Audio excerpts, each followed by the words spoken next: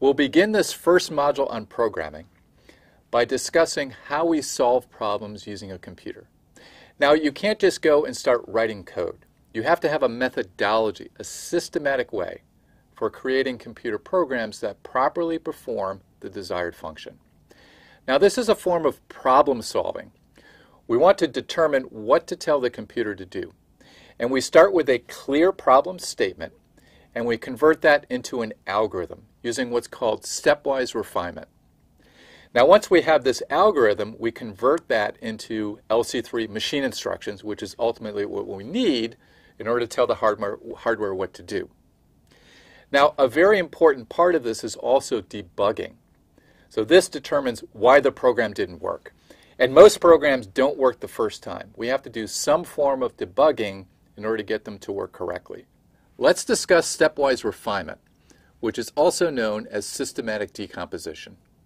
Here we start with a problem statement, and we move carefully through a series of steps and end up with LC3 instructions. Now, we need to do this very carefully so that we avoid debugging time later on. We want to try as much as we can to get our program right the first time. Now, we start with a problem statement, and here's an example problem statement. Now, this is one that you should be familiar with because we did an example earlier in the course where we did this problem. Now, once we start with this problem statement, we can decompose this task into simpler subtasks. We don't just want to have one big task. We want to break this down into very clear subtasks. And then we further decompose those subtasks into smaller subtasks and to even smaller subtasks until we have our heads around each of these small subtasks to the extent that we can now write LC3 instructions. Now, problem statements are written in English or whatever language you're most comfortable with. Now, because it's written in a language, it's sometimes ambiguous or incomplete or both. So for instance, let's go back to the problem we just talked about.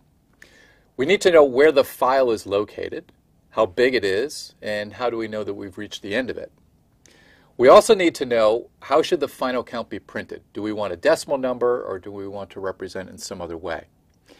And also, if the character is a letter that we get from the keyboard, should we count both uppercase and lowercase occurrences or one or the other? Now, how do we resolve these issues? Well, we need to talk to the person who wants the problem solved. We want to know what their intention is. And then once we understand that, we make decisions about these questions, and then we document this very carefully.